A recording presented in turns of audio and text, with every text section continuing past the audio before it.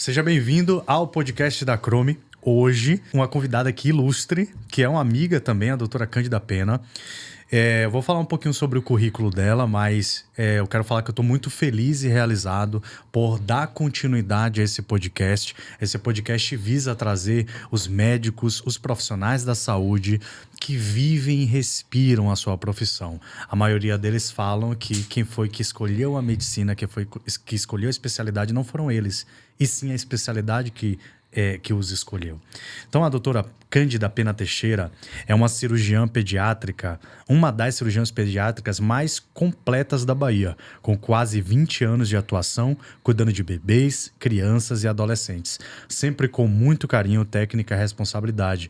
Ela trabalha em diversos hospitais de referência, como HGRS, HGE, Aristide Maltês e Hospital São Mateus, no Mater Dei também, e também é professora universitária, formando vários médicos e futuros cirurgiões pediátricos. Boa tarde, doutora, tudo bem? Boa tarde, tudo bem.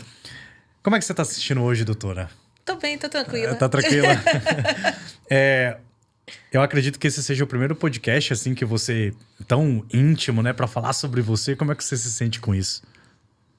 Um pouquinho ansiosa. Ansiosa, né? Mas, pois bem, me conta um pouquinho a respeito do... Como é que foi essa escolha sua de vida de ser médica? Isso foi desde a infância? Isso foi algo que você via o outro e falava, essa é uma profissão bonita? Como é que foi essa escolha de ser médica? Assim, desde pequena eu sempre gostei de cuidar de pessoas, de cuidar de animais. Então, eu tinha essa dúvida, o que na área de cuidar escolher? Eu pensei em veterinária, pensei em medicina, pensei em direito, terminei cursando medicina e direito. Mas, no final das contas, a medicina me escolheu. Que, na verdade, é o que eu falo para meus alunos. Não é você que escolhe a medicina que te escolhe. E eu me apaixonei e até hoje gosto muito, né? Não me canso. Porque quem é médico, você não está médico, você é médico 24 horas por dia. É uma das poucas profissões que não termina quando você vai para casa. Você vai ser sempre médico. Verdade. Eu diria que é quase que uma... É igual o policial ali, por exemplo, que ele tá ali na atividade, mas ele deixa a farda lá no trabalho, deixa o armamento, e aí quando acontece alguma situação na rua, por exemplo, ele sente o dever, a obrigação de ser policial. E o médico também tem isso, doutora? Por exemplo, você tá a paisana, né, diria ali, em algum momento, e uma criança se engasga, acontece algo, esse instinto, essa vontade é natural sua? É instintivo, né? Você já vai para os locais olhando para o lado, para o outro. Uma pessoa tosse ali, você já faz o diagnóstico na sua cabeça. Um menino está numa situação de perigo, você já encosta para a mãe. Olha, tome cuidado, porque pode acontecer isso, isso e aquilo. Sim. Entendeu? Já é instintivo da gente, né? Sim. Eu digo que medicina é um sacerdócio, né? É como um padre. O padre vai para a rua, ele vai ser padre a vida toda. As pessoas vão encostar, vão pedir uma oração, vão pedir uma bênção. É a mesma coisa. A gente chega no lugar, o pessoal sabe que você é médico, já vai encosta, já fala de uma doença, já fala o que está sentindo, Verdade, já pede né? uma orientação. E aí tem que tomar o cuidado, né? Às vezes até no churrasco, no local de lazer, você viajando, né? Imagino. Avião também, né? Pergunta logo se alguém está passando mal, quem é o médico para socorrer. Então, você é sempre médico. Né? Eu acho que deve ser até um saco às vezes, viu, gente? Porque eu, como fotógrafo, às vezes eu vou pra um evento e a pessoa fala: e aí, Tarcísio, tira foto aqui. Eu disse: gente, deixa eu comer. Eu trabalhei com foto, com vídeo o ano inteiro. Pô, deixa... Mas eu entendo, é porque assim, quando a pessoa ela te vê como referência, ela respeita. Isso é bom. Porque no Brasil a gente vê realmente as pessoas respeitam o médico. Claro que nem todas, né? Mas a grande maioria respeita, sim, o médico. Mas aí que surge a pergunta. Ok, ser médico, legal. Essa profissão te escolheu, você desde pequena gostava de estudar, mas cuidar de criança é um universo completamente diferente do que cuidar de adulto. E assim, por que criança, doutora? Por afinidade mesmo. Por afinidade. Eu acho que as crianças são as que mais dependem, né, de um olhar diferenciado do médico, porque muitas não falam, principalmente os bebês. Então tem que ter aquele cuidado diferenciado, aquele olhar diferenciado, aquela demora no exame físico, o saber o porquê de cada choro, qual é o choro de dor, qual é o choro de fome. Então isso tudo faz me fez amar a medicina. Tanto que, inicialmente, eu não queria cirurgia pediátrica. Eu queria neo. Minha formação toda foi para neonatologia, pediatria neonatal. Eu fiz um internato de 3 anos em neonatologia. Só que quando eu ia para esse meu internato, o cirurgião pediátrico é sempre um ser solitário. Sério? Porque tem poucos, Sim. muito pouco. Então, tinha muita pouca ajuda. E geralmente, assim, em hospital, fica 1, 2 no máximo de plantão. Sim.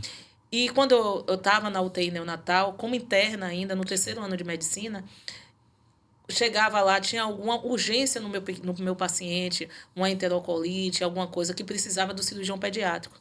O cirurgião pediátrico ia para operar. E às vezes ele não encontrava ajuda. E eu entrava nas cirurgias para ajudar esse cirurgião, para fazer a cirurgia do meu paciente da UTI neo. E terminei me apaixonando por cirurgia por conta disso. Porque eu acreditei naquele momento que eu cuidaria melhor se eu estivesse do outro lado, se eu estivesse dentro do centro cirúrgico, e não só na UTI tratando clinicamente. E foi importante esse estágio de neo para mim. Por quê? Porque eu aprendi não só a técnica de operar, mas o cuidar, o pós-operatório, o pré e o pós-operatório do bebê, do recém-nascido, é muito importante. E o neonatologista faz um trabalho muito bonito nesse sentido. Sim, interessante, porque hoje a medicina tem avançado cada vez mais, até para antes da criança nascer, você já tem imagens, você já tem uma estrutura muito completa e profissionais muito bons para saber principalmente as características daquela má formação, né? Isso. E já entrando a respeito da má formação, eu imagino que para uma mãe deve ser extremamente complicado descobrir que o filho tem uma má formação congênita. Essa mãe se preparou, às vezes a mãe tem um sonho, né, de ter um filho e descobre ali que tem uma malformação congênita, um menino.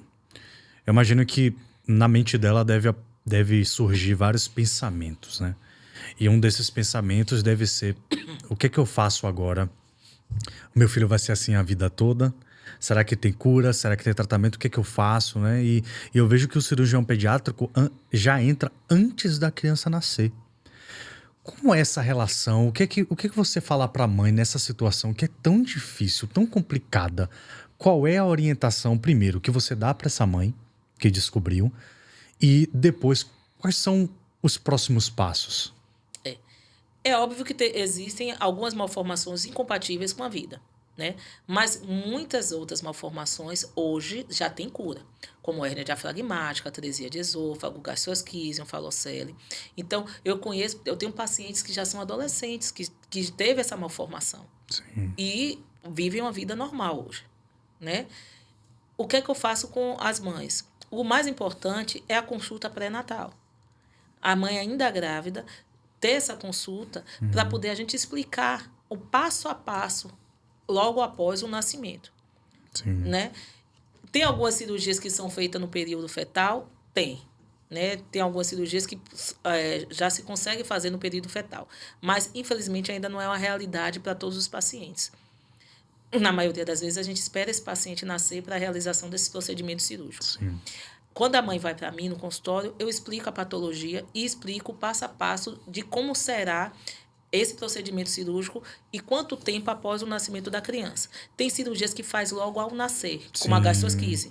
E como é que elas chegam para você, doutora? Como é que essas Aí elas chegam muito abatidas, tristes, né? Achando que o menino vai morrer logo quando nasce, que vai ter alguma sequela. E tudo isso tem que ser explicado. As dúvidas maiores são essas. Sequela, o que é que meu filho vai poder fazer? Meu filho vai ser uma criança normal, vai poder ir para a escola, vai poder brincar. Sim. Então, esses são... Porque toda mãe sonha com o filho na escola, brincando, correndo, e não um filho dentro de casa, acamado, doente. Então, essas são as primeiras dúvidas que eu tiro. O mais importante para essa mãe é o acolhimento, explicar a patologia, explicar o que vai ser feito, se a cirurgia vai ser feita logo após o nascimento, como a gastrosquise, se vai ter um período de espera, como, por exemplo, na hérnia diafragmática. Sim. Né? Aí essa mãe vai, eu explico a patologia, explico como vai ser o procedimento, explico o pós-operatório, e o mais importante é ela ter esse parto no local seguro, com a equipe de UTI neo e uma equipe na sala de neonatologista e uma UTI neo. Então, essas pessoas elas não podem ter um parto em qualquer hospital. Porque isso vai agir diretamente na sobrevida da criança. Então, basicamente, o cirurgião pediátrico, ele também guia isso, né? Por exemplo, Isso orienta. ele pode orientar para a mãe, faça aqui porque tem esse suporte maior para eu Isso. realizar essa cirurgia. Então, eu acho que descobrir uma malformação congênita, eu acho que o primeiro passo, além de uma equipe multidisciplinar, porque a medicina hoje tem cada vez mais personalizado para aquele paciente, feito uma medicina personalizada para aquele paciente e cuidar da pessoa ao invés da doença, né? Então, assim, tem pensado cada vez mais na pessoa. Então, o cirurgião pediátrico, ele vai ajudar a guiar a escolher o hospital. A partir do momento que você escolhe o hospital, quais são os próximos passos, assim, isso já falando sobre o pós, né? Porque a criança nasce e vai direto para a cirurgia, seria isso? É isso, tem o pré e o pós. Por exemplo, a gastrosquise, o cirurgião pediátrico fica na sala, na hora do parto. Então, quando a criança nasce, tem algumas técnicas cirúrgicas. Tem uma que chama Simul-Exit, que você aí coloca as alças com a criança ainda ligada à mãe. E tem outras que a gente pode fazer, que é o Bianchi, né? Que é colocar a alça para dentro e fechar com cordão umbilical. E nos casos em que isso não é possível, de colocar inicialmente toda a alça ou outros órgãos para dentro da barriga, a gente coloca um silo, que é uma proteção plástica. E com o passar do tempo vai reduzindo. A gastrosquise é no início.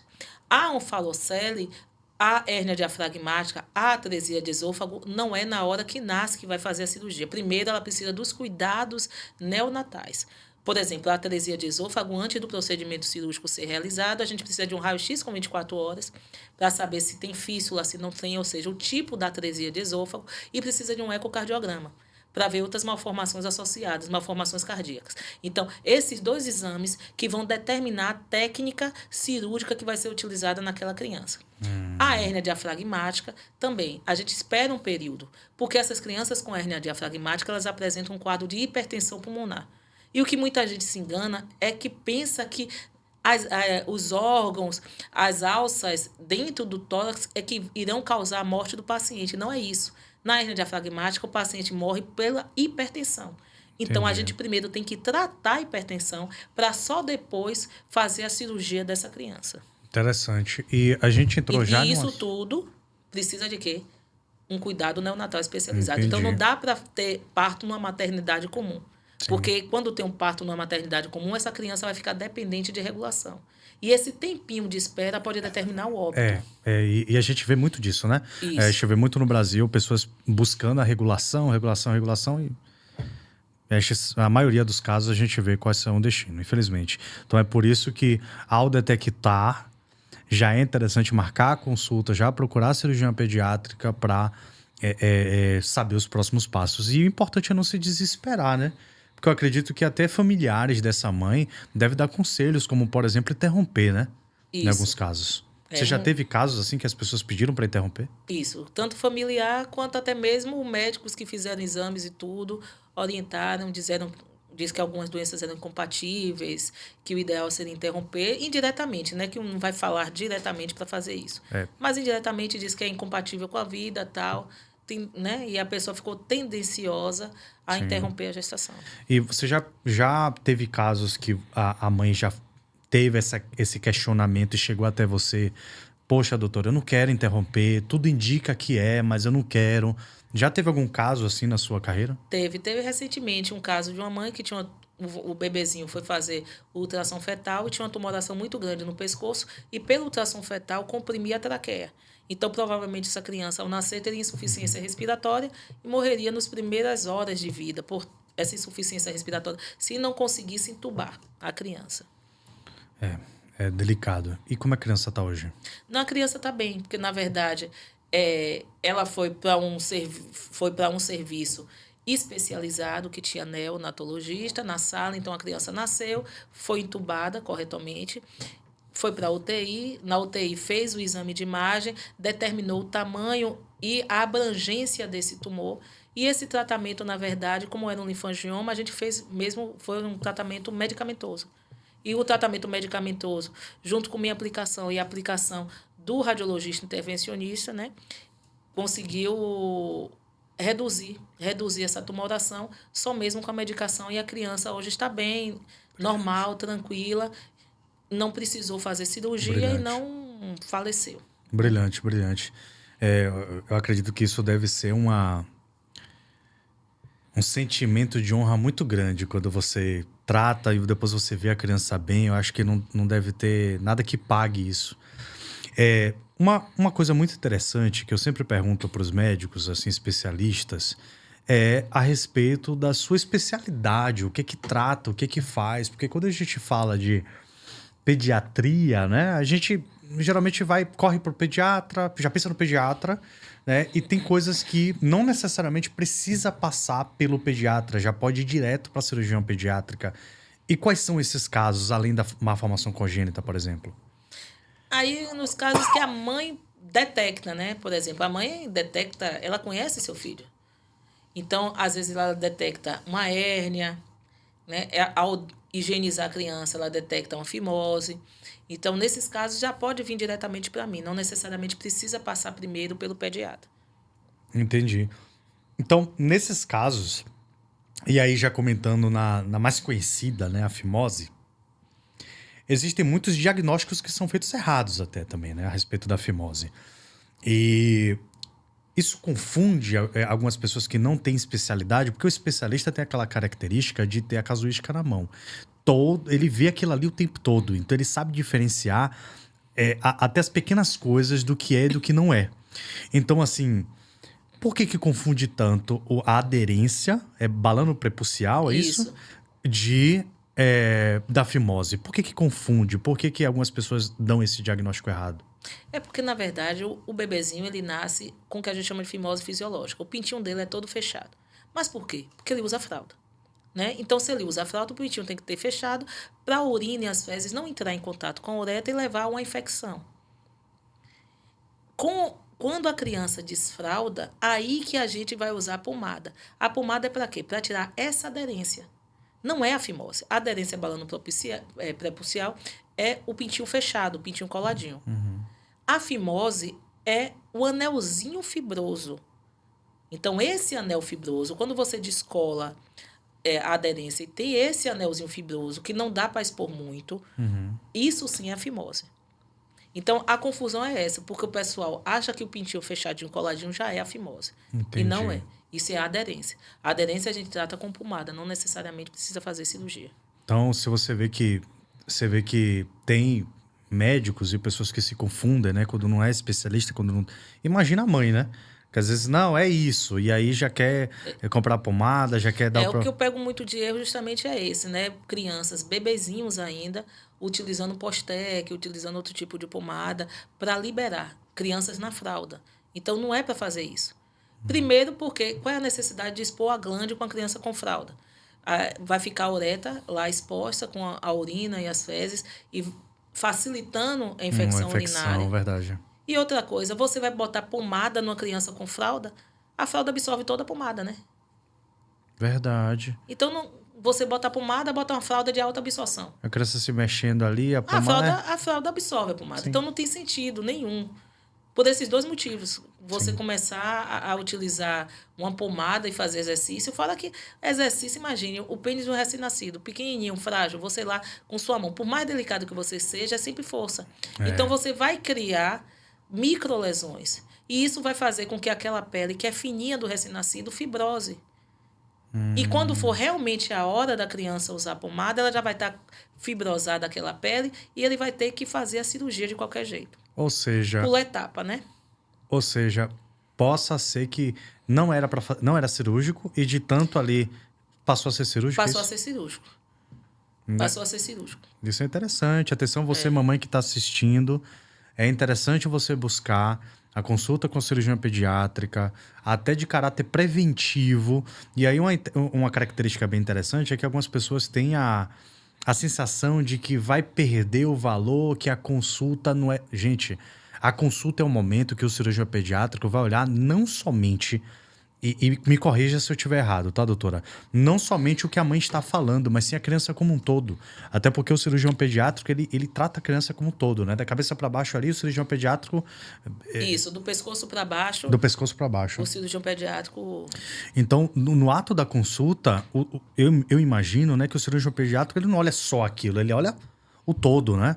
Então, assim, às vezes a criança tá de roupinha, algo do tipo, tem que deixar a criança despida, tem que fazer uma avaliação por completo, porque eu imagino que você, né, durante a sua carreira, já deve ter ido em um foco que as pessoas sempre falavam e olhava para outro canto e tava lá outro problema, né? É. Você tem que olhar tudo na criança, né? Malformação de tórax, né? Abdômen, porque inclusive tem tumores que são muito, como o tumor de Wilms mesmo, que acontece muito em criança de 3 a 5 anos de idade, que você só descobre a palpação abdominal. Às vezes a mãe não sabe. E quando você vai palpar o abdômen, você sente aquela massa grande.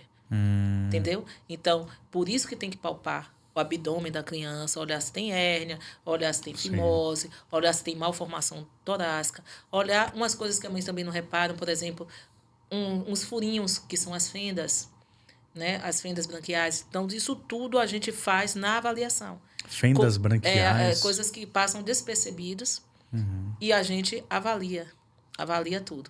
Por exemplo, semana passada mesmo, eu fui chamada para avaliar um paciente que estava com abscesso em face. Chegou um paciente com abscesso em face, foi internado com antibiótico terapia, esse abscesso em face, todo mundo tratando com abscesso em face, só me chamou para drenar o abscesso. Quando eu olho lá, na verdade, não era um simples abscesso em face, né? Era uma fendazinha, ele tinha um furinho aqui, e esse furinho infectou. Então, como é que nesses casos a gente... Se eu não tivesse esse olhar de cirurgião pediátrico, o que é que eu ia fazer? Ia drenar antibiótico para casa. Mas o que é que a gente faz nesse caso?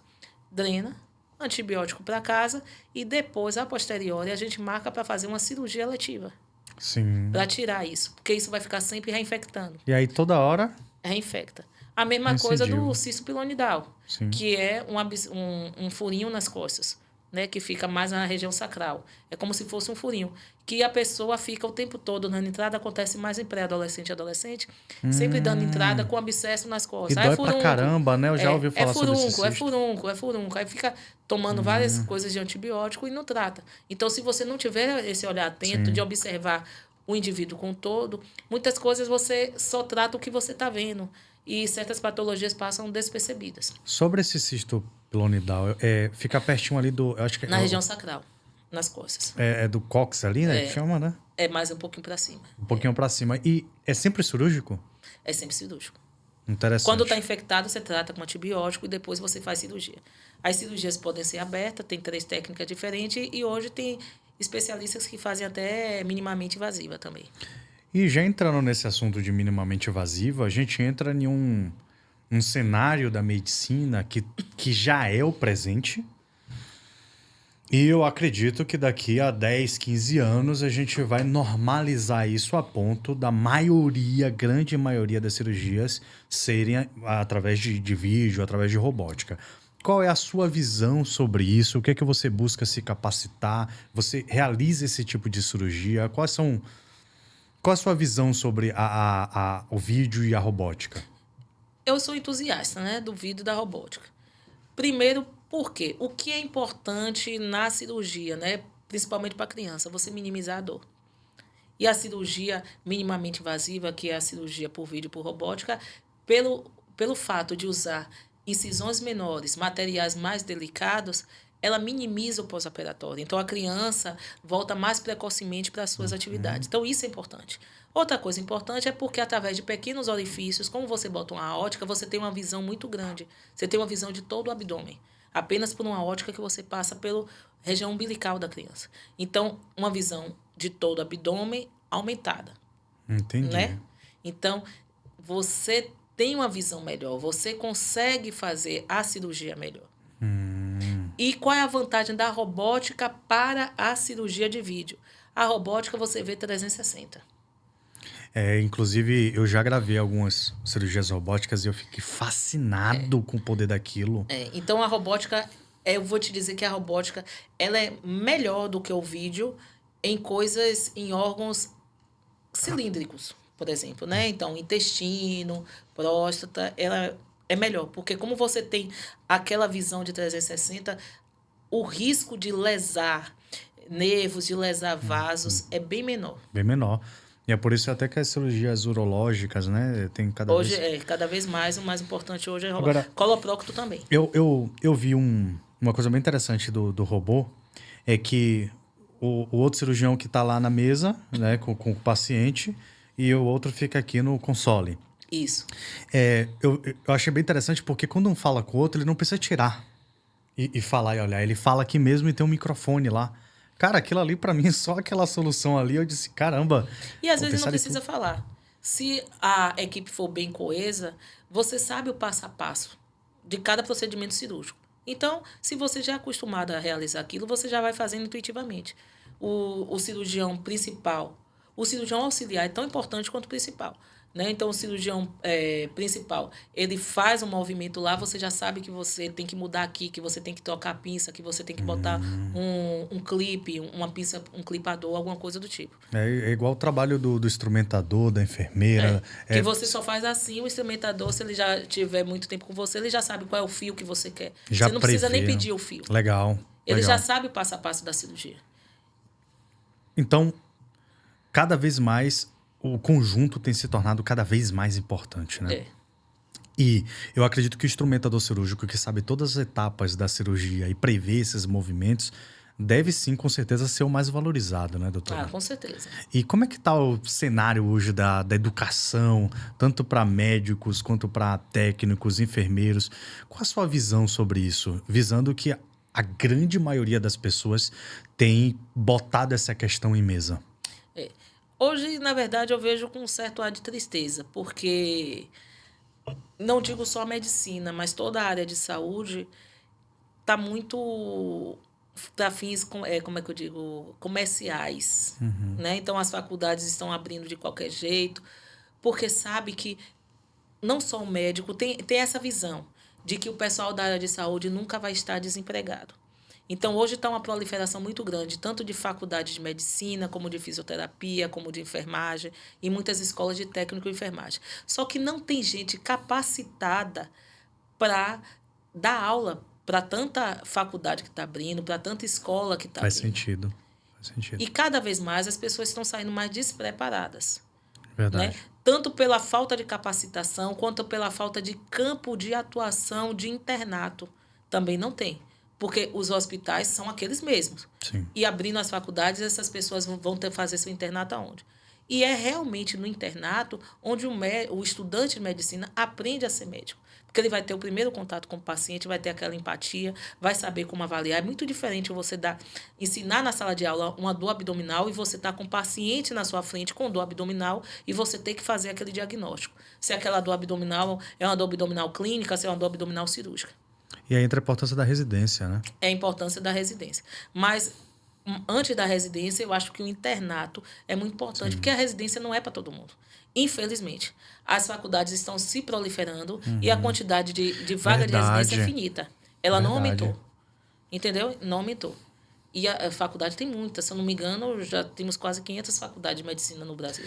E eu até colocar esse assunto que eu acho que é responsabilidade até moral nossa, né? De falar sobre isso, é que no Brasil aconteceu o caso do garotinho que faleceu devido a um erro médico.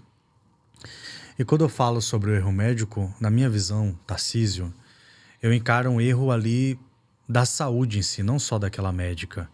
Eu encaro que todos os envolvidos ali daquele hospital erraram em uma certa medida, né? Seja, na minha visão, tá, doutora? Seja da farmácia, seja da equipe de enfermagem, seja da técnica de enfermagem. E eu, Tarcísio, senti um pouco do lance pessoal dentro daquele caso. Por exemplo, ela não prescreveu? Então é isso. Mesmo as pessoas falando, pô, não faça isso, é assim. Não, mas tá aqui. É isso.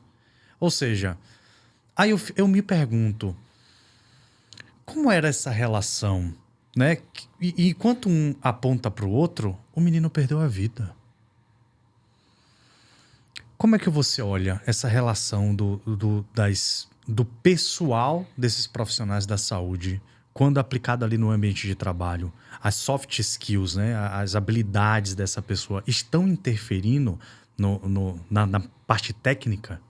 Eu acho que, na verdade, isso de pessoal não tem que existir. O importante é o paciente. Né? Então, cada um tem sua função. E a medicação chegar ao paciente, ela tem que ter uma tripla checagem, né? Ela tem, Tripla é o checagem. médico, é o enfermeiro, é o técnico. Todo Sim. mundo é capacitado Sim. para aquilo ali. Então, o médico pode se equivocar. Sim. O enfermeiro pode se equivocar. Todo mundo. Todo mundo. Mas tem que ter essa tripla checagem. Sim. Se o enfermeiro, um técnico, não concorda com aquilo, tem que chegar, enfermeiro, é isso mesmo? Doutor, é isso mesmo? Sim. Não, um médico não é o ser que sabe tudo. Sim. Né? Ele pode errar. Até porque hoje, Tarcísio, a gente vive numa situação que as faculdades de medicina são caríssimas, as pessoas se encalacram com fiéis, com essas coisas, Sim. e quando sai, às vezes a única opção que ele tem é dar plantão, para pagar as contas e sobreviver. É verdade. Então, eles vêm de 36, 48 horas, e como qualquer ser humano, ele pode errar Verdade. na prescrição. Então, por isso que cabe aos colegas, ou seja, ao resto da equipe, a sinalização. E não fazer apenas aquilo que está descrito. Quem nunca errou na prescrição? Até mesmo porque hoje em dia, você trabalha muito por computador e, às vezes, o computador mesmo tem aquela coisa de colar, correção automática, entendeu? Porque se você digita muito, por exemplo, que é venoso, às vezes você bota um oral, um inalatório, e ele corrige sozinho para venoso, pela correção automática. Quem nunca errou isso? Então, por isso que tem que ter esse cuidado da checagem de todo mundo. Eu acho interessante essa sua visão, que quando a gente assume o nosso erro e quando a gente assume que podemos errar, ou seja, a gente está conversando aqui com uma cirurgiã com mais de 20 anos de experiência, tá? E ela está falando basicamente que eu posso errar, tá? Eu posso errar. E esse eu posso errar é que faz ela rechecar o que ela está fazendo, correto? Fazer com mais cuidado, fazer com rechecagem, né? Tomar esse cuidado, se você está muito cansado e tudo, tira um tempinho, vai descansar. Ou se você está muito cansada, veja as coisas várias vezes. Eu acho que é quase... Não vá no automático. Acho que é quase dirigir ali, né? A pessoa vai dirigir, a pessoa, eu tô cansado, mas eu tô com a responsabilidade muito grande aqui na mão. E eu acho que essa é a visão que os profissionais da saúde têm que ter mesmo. Porque a gente tem que tomar consciência que o nosso erro muitas vezes não tem volta.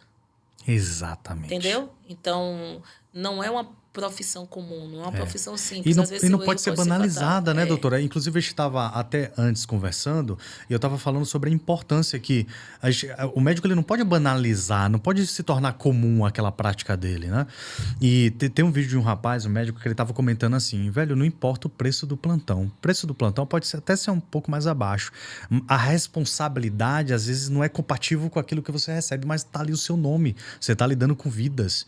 Então, assim, às vezes eu sinto um pouco disso, dessa falta de percepção do que você faz em algumas pessoas que estão começando a estudar ou em outras pessoas que acabaram de se formar. Às vezes eu sinto isso, que eu olho para a pessoa e, poxa, ele não faz ideia da responsabilidade que está na mão dele. Como eu falei para você, muita gente não faz ideia porque muita gente não entra na faculdade de medicina por vocação. Muita gente entra na faculdade de medicina para ter um emprego. Sim. Porque tem ainda aquela ideia antiga de que eu me formando médico, eu vou ter um emprego, vou conseguir pagar minhas contas. E vai ganhar muito dinheiro, né? E vou ganhar muito dinheiro. E isso já não é mais uma realidade. Principalmente se a pessoa não tem nenhuma formação, não tem nenhuma residência. E o mercado cada vez mais competitivo. Mais competitivo, o mercado cada vez mais insuflado. Sim. Muito cheio de médicos e muitos médicos saindo com má qualidade. Eu vi um caso assim que o rapaz colocou... Não sei quem foi que aprovou, né? O órgão que aprovou que os dentistas vão poder aplicar o Monjaro para apneia de sono, etc. Aí o cara comentou assim, procurando um dentista que cuida de dente, né? Mas, claro, fazendo uma alusão aqui, mas cada vez mais você vê, né? Essa galera entrando, às vezes, em coisa que não era para entrar, enfim, é complicado. Então, doutora, pulando um pouquinho esse assunto, e voltando para a parte de cirurgia pediátrica, tem uma relação que eu sempre falo, que as mamães falam, que é o abaulamento ali, e quando tosse, a criança faz tudo é hérnia, quando tem essa alteração, quando a criança tosse, respira, algo do tipo, tudo é hérnia? Na região umbilical, na região inguinal, na linha mediana, que a gente chama dessa linha aqui do meio, onde fica a junção dos dois músculos reto-abdominais, sim, é hérnia. Sim. Mas há diferentes momentos para operar a hérnia, né? Por exemplo, na região inguinal, a gente tem que operar logo quando faz o diagnóstico. Pelo risco de complicações graves, né? Como estrangulamento, encarceramento, estrangulamento, né? Causando até necrose de alças abdominais. Então, essa hérnia, a hérnia inguinal, a gente opera logo. A hérnia umbilical, não. A hérnia umbilical a gente vai operar com 3 anos e meio, 4 anos, porque a partir do momento que a criança está crescendo, ela pode ter um fechamento dessa hérnia. Sim. Fortalecimento de musculatura e fechamento da hérnia. Então, nem todas as hérnias são feitas o procedimento cirúrgico no momento que você descobre. Então, a hérnia também Agora, é por exemplo, confundida com... óbvio que se, por exemplo, uma criança de 1 ano, você vai fazer uma cirurgia videolaparoscópica. O menino tem uma hérnia, né? Você Sim. já vai passar a ótica pelo umbigo. Depois que você tira a ótica, você vai corrigir. Porque você, entendeu? Porque você já utilizou aquele umbigo ali para poder fazer a cirurgia videolaparoscópica. Nesses casos, sim, são exceções que acontecem que você já corrige no ato. Perfeito. Mas fora isso, não. Tem uma doença que eu até tinha esquecido, é círculo, eu não lembro muito bem, que pode ser confundida com hérnia, né?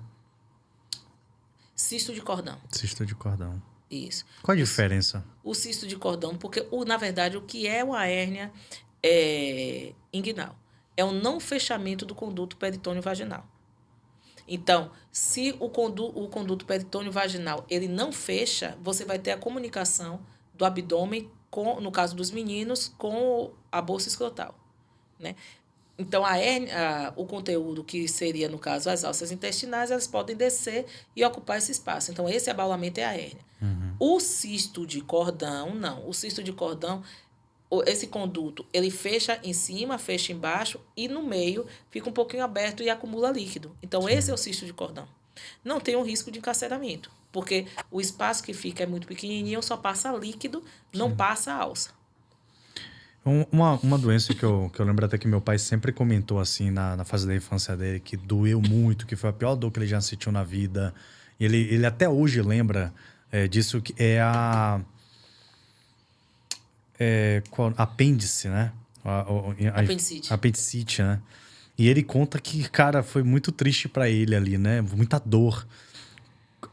Quando é que a mãe ou o pai, através de sintomas que a criança apresenta, como é que ela vai ver que aquilo ali é apendicite?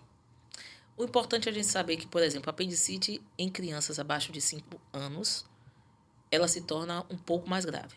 Porque a criança não vai fazer o plastrão para localizar a dor. Né? Então, geralmente, quando complica, já complica como se fosse alguma coisa como peritonite, que é uma infecção mais disseminada.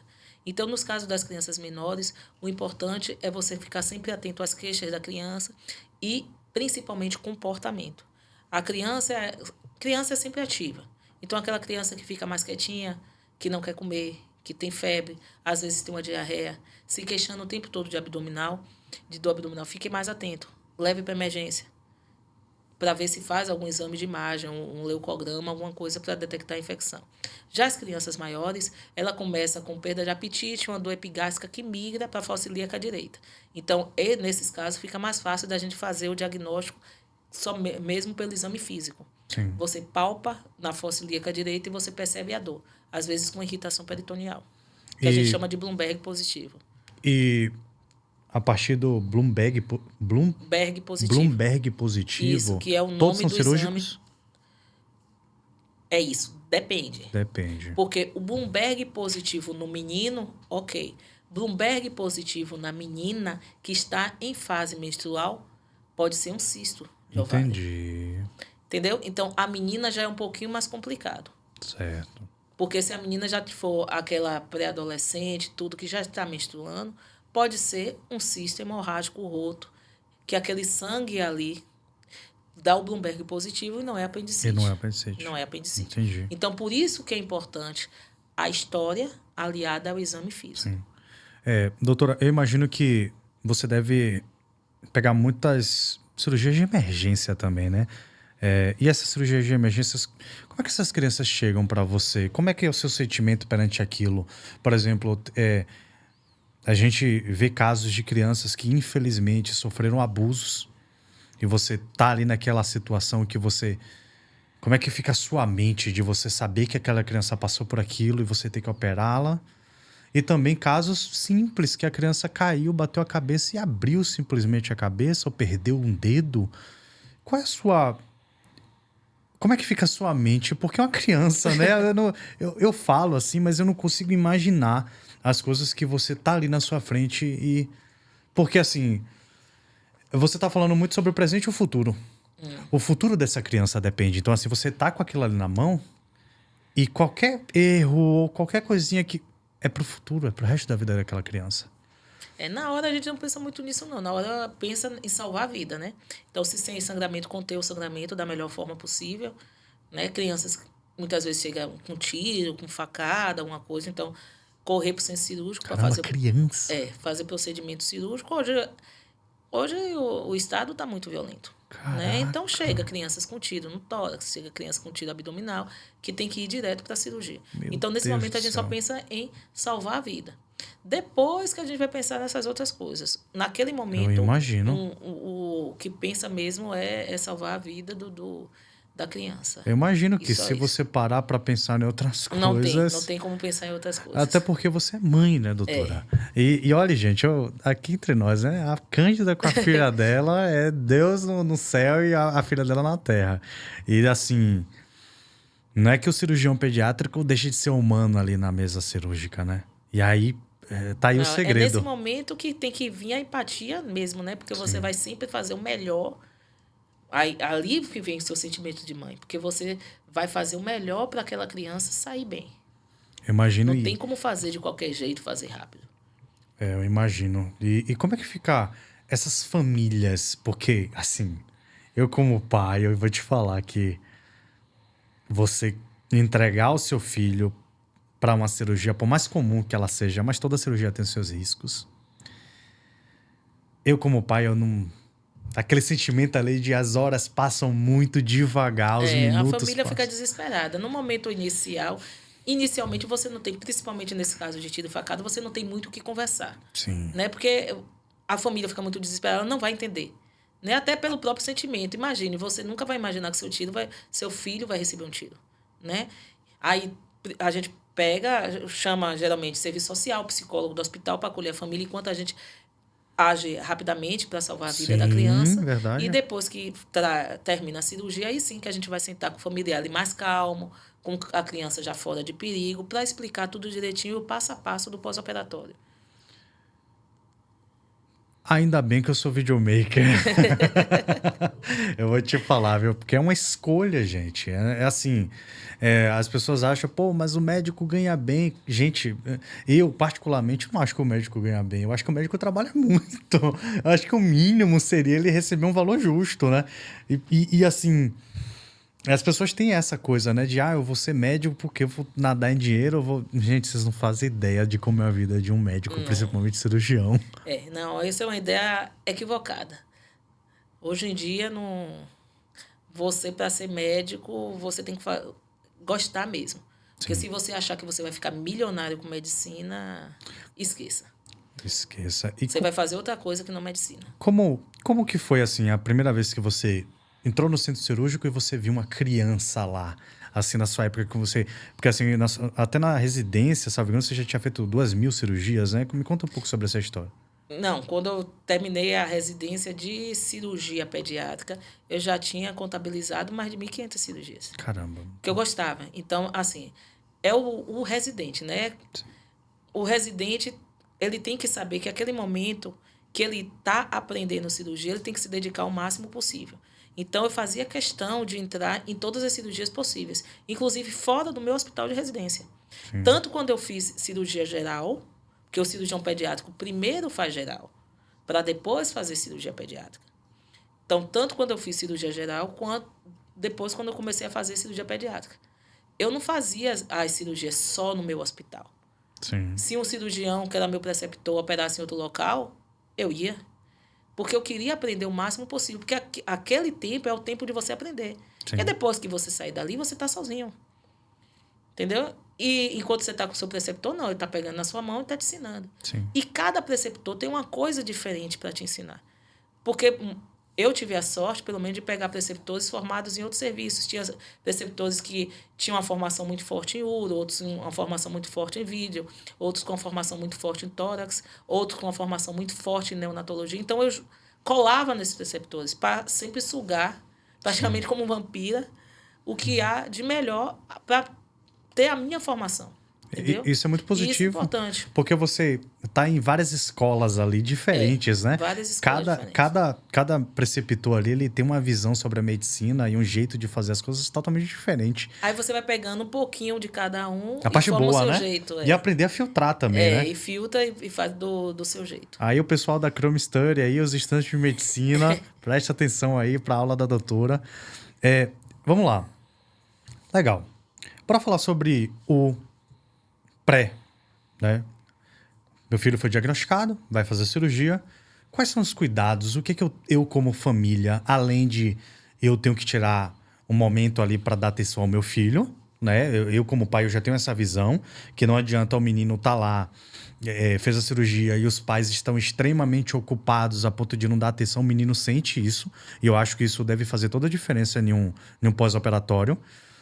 Além de dar essa folga para poder cuidar do meu filho, qual é a sua visão como cirurgião que os pais têm que ter e têm que se preparar? Será que é, por exemplo, o ambiente, é os brinquedinhos, é a tela? O que a família tem que se ligar ali no pré-operatório? Isso, o pós-operatório. No pré-operatório? Não, no pré-operatório, o importante é você notar que no dia da cirurgia você não pode levar o paciente gripado, porque tem famílias que escondem. Que falam assim, não, é só um narizinho entupido. Só teve uma febrezinha. Não leve. Isso tem que ser sempre comunicado, principalmente ao cirurgião e ao anestesista. Paciente com infecção respiratória, mesmo que seja só uma coriza ou com febre, você não deve levar para fazer nenhum procedimento cirúrgico eletivo. Se for urgência, não tem jeito. Tem que correr o risco pela urgência. Mas eletivo, não. Por quê? Porque pode complicar. O paciente com a IVAS, alguma coisa, você pode, na indução anestésica, ter um broncoespasmo e precisar entubar. Então, é grave isso. Né? Outro cuidado que a gente tem que ter com outro cuidado muito importante, é a alimentação, ou seja, o jejum. Sim. Né? Tem que ter esse cuidado. O cirurgião pediátrico, diferente do cirurgião geral, ele opera de acordo com as idades. Então, as crianças menores, elas são as primeiras a serem operadas. Então, se eu tenho num dia de cirurgia uma criança de 2 meses, uma de 5 anos, outra de 7, o de 2 meses vai ter que ser o primeiro. Porque essas crianças, elas toleram menos o jejum. Entendi. Entendeu? Então, esse é um cuidado que o cirurgião pediátrico tem. Inclusive, pessoal, você que está aqui no YouTube, no podcast, acesse aqui na descrição, você vai ver o Instagram, o TikTok da doutora. Você vê que eu acho muito legal isso, porque os médicos estão em todos os lugares. E o TikTok que era só para dancinha, não, gente. Tem mãe lá se informando. E eu acho que você, como médico que está nos assistindo, você, como estudante de medicina, tem que entender que precisa entrar na internet para disseminar conteúdo e entender a sua responsabilidade. Uma frase muito interessante que na palestra que eu utilizei, recentemente eu palestrei no Mater Dei a respeito de marketing para profissionais da área da saúde. E eu falei uma frase que, durante ali a minha pesquisa para realizar a palestra, eu formei, que é: o vídeo com uma falácia científica, ou seja, falar sem fonte, né, do que você acha, ele é mais danoso do que uma prescrição errada. Porque a prescrição errada pode prejudicar o paciente, a família e você, né? Mas o vídeo não. Se você fizer aquele vídeo com aquela falácia científica, aquilo ali pode impactar multidões.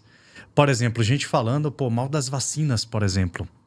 E aí você vê uma comunidade que não se vacina.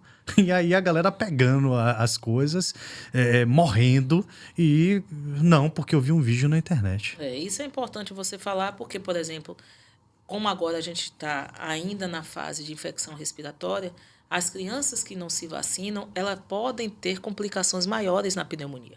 Né? Então, a pneumonia, muitas vezes de crianças vacinadas, que tratariam em casa com antibiótico, alguma coisa, em crianças não vacinadas, elas pioram, né? Podendo formar abscesso pulmonar, podendo formar empiema e tudo mais. Sim. Então, por isso que é tão importante. Não é que, se eu tomar a vacina, eu nunca vou ter. Não, você pode ter. mas vai minimizar muito o risco de ter essas complicações. Então, a vacina é muito importante. Né? E você falando é interessante que você ter falado desse negócio de muita gente falar besteira no TikTok. Não sei se você já viu que na China mesmo, eles agora proibiram. Eu acho que foi na China. Eles proibiram. A pessoa só pode falar de um conteúdo se ela tiver... Uma fonte, né? Uma fonte não, um know-how. Por exemplo, entendi. uma pessoa que não é nutricionista não pode falar de dieta. Entendeu? Entendi. Uma pessoa que não é educador físico não pode falar de ginástica. Entendi. Então, isso é uma coisa que eles fizeram lá que eu achei, super importante para não disseminar esse tipo de informação. Eu lembrei até quando teve os casos da Covid, que o próprio YouTube colocou assim, de um médico credenciado, ou quando tinha alguma falácia científica, o próprio YouTube falava, o conteúdo verdadeiro é esse.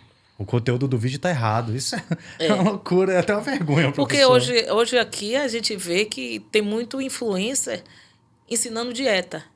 Né? E o nutricionista, o nutrólogo que estuda para isso, não tem tanto know-how, tanta atenção quanto esse influencer. Eu vejo o nutricionista fazendo ranking dos melhores alimentos.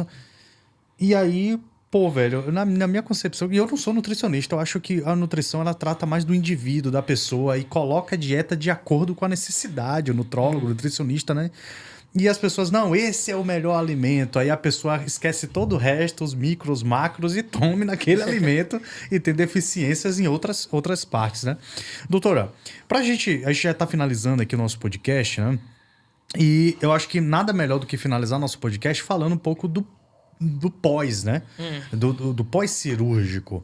E agora que a gente está em período de férias das crianças, que os pais escolhem esse momento por ser mais tranquilo, porque não vai ter as atividades extracurriculares ou escolares durante a semana. E porque os pais também vão ficar mais tempo em casa, né? Cuidando Exato. Isso é importante, doutora? Isso é importante, né? Porque, por exemplo, agora no final de ano, muitos pais, eles conseguem ter essa licença, né, dos 15 dias, do Natal, do Réveillon, para ficar em casa. E quando eu opero a criança, às vezes, em período normal, sem ser esse período de férias, os pais não tiraram férias. E não é toda empresa, né, que vai liberar o pai. Porque o atestado é para o menino, o atestado não é para o pai. Então, essa época de festa tem muita cirurgia, porque os pais ficam de olho na criança, e a criança de férias também, às vezes, vai para casa da vovó, né? E que sempre vai ter um cuidadozinho melhor, né? Exatamente. E olha que os avós, eles com os netinhos, eles cuidam melhores do que os próprios filhos, tá? E às vezes é aquela coisa, doutora, tipo assim, com o filho ela é dura, mas com a neta toda então, mole. Essa época de férias... Muitas vezes acontece isso. É a época que a gente mais opera, assim, cirurgia eletiva. Sim. E qual é o cuidado do pós? O cuidado do pós é justamente tirar da frente da criança, qualquer tipo de brinquedo que vai causar algo, que possa levar a algum tipo de lesão dessa ferida operatória. Como, por exemplo, bicicletas, skate, bola. Sim. Essas coisas a gente tem que tirar. Deixar o carrinho, a bonequinha, para a criança ficar brincando mais sentadinha. Um quebra-cabeça, um livro para ler. Sim, entendeu? E até evitar, por exemplo, é um livro, mas a criança às vezes gosta de desenhar, mas tem algo pontiagudo. Aí ela vai lá e mete no... e criança é aquela coisa. Mas aí você tem que ficar com vigilância. Criança é aquela coisa, né? Qualquer possibilidade que ela tem de aprontar... Ela vai ali, não, aqui tem 300 brinquedos, mas tem uma tomada. Ela vai aonde? Na tomada. Na tomada. Criança pequena, você tem que tirar os objetos pequenos da frente, porque na fase oral ele vai engolir. Né? Então isso é muito importante. Doutora, você tirar as coisas da frente dela. Doutora, foi maravilhoso o nosso bate-papo hoje. Eu quero te agradecer. Eu que agradeço. É uma honra ter você aqui na Chrome, porque eu acredito muito no seu trabalho. E não é só da boca para fora, né? Eu já te provei isso e te provo que eu acredito muito no seu trabalho. Mas eu queria saber até de você, como é que tá sendo essa experiência, porque o médico hoje em dia tá produzindo vídeos, né? O médico hoje em dia tá participando de podcast, tá entendendo um pouco mais desse prospecção de novos pacientes, porque o marketing ele não deixa ninguém doente, né? Ele só apresenta ao médico, o médico dá a informação e as mamães que estão procurando se conectam. Qual é a sua visão, doutora? Eu acho que o mais importante, mais importante do que até de captar paciente é a informação. Sim. Né? Porque muitas mães ficam meio perdidas, sem saber para onde levar seu filho e fica passando de médico em médico. Para você ter ideia, eu canso de receber pacientes para fazer amidalectomia. Isso é do otorrino. Mas aí fica passando. Então, de médico para médico, e as pobres das mães, coitada, fica marcando sem saber quem é que faz aquele procedimento cirúrgico. Então, por isso que eu acho importante, principalmente na minha especialidade, que não é uma especialidade tão difundida, tão conhecida.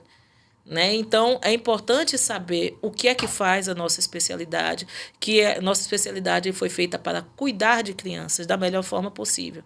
Então, para as mamães ficarem mais seguras, para ela levar para um especialista capacitado para que vai cuidar não só daquela patologia, não é só a técnica cirúrgica em si, mas o cuidado pré, o cuidado pós, a fase do acolhimento. Isso tudo como todo, né, doutora? Isso tudo o cirurgião pediátrico faz.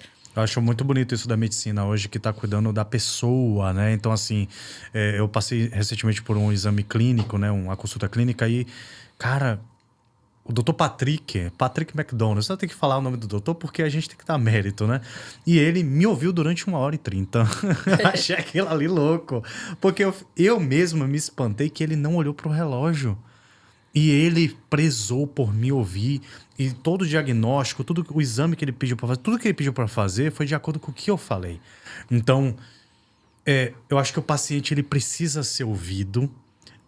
A gente conhece mais do nosso filho, às vezes, do que o próprio médico. Isso é extremamente importante. A gente está ali o tempo todo com a criança. Então, o médico, se ele não ouvir a opinião do pai, da mãe, ele for arrogante a ponto de não, é isso daqui, só esse ponto, ele com certeza vai quebrar as pernas lá na frente. Qual é a sua opinião, doutora, a respeito de... Você ouve as mães? Você tem esse costume de ouvir? Sim, tem que ouvir, principalmente que a criança não vai falar direito o que ela está sentindo, né? Então, quem vai nortear toda a minha conduta durante o exame clínico, durante a consulta, são os pais. Né? São os pais. Porque se for uma criança pequenininha, um recém-nascido, ele não vai saber falar.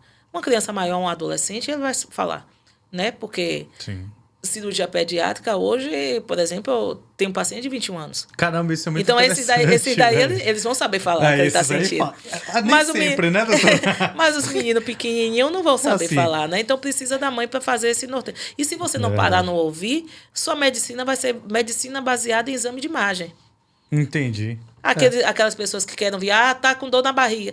Doutora, meu filho tá com dor abdominal. Você não para, você não conversa, você não examina o paciente. Sim. E você vai dar o papel do ultrassom para o menino fazer. E pronto. Sendo que a maior parte da dor abdominal não é cirúrgica, não precisa de exame de imagem. E você tem que saber o tipo da dor, a gente tempo. vê muito isso, entendeu? Doutora, na relação de diagnóstico de crianças com espectro autista, por exemplo, né? Que, poxa, o meu filho anda nas pontas dos pés, é autista. Tipo assim, é aquela coisa de ver muito conteúdo na internet. Pega uma característica só, sendo que para fechar o diagnóstico de autismo precisa de várias outras características, não apenas um único detalhe. Exatamente. Né? Então tá aí a importância da especialização, da capacitação e de procurar as pessoas certas para o que você está procurando. Foi um prazer conversar contigo, doutora. Mais uma vez, obrigado. E se inscreva nesse canal, olha todos os links aqui embaixo, inclusive o canal do YouTube também da doutora, que ela posta vídeos um pouco maiores lá, falando sobre a cirurgia pediátrica. O Instagram da doutora também tá muito bacana, tem muito conteúdo rico lá. Então, para você que é mãe, para você que é pai, por mais que seu filho não tenha tido o diagnóstico, assista. Assista porque você vai se alimentar de conteúdo de valor e, quem sabe... vendo algo de diferente, você mesmo não interpreta que tem algo ali de diferente, extraordinário e leva para uma consulta. Muito obrigado. Tchau, tchau. Tchau.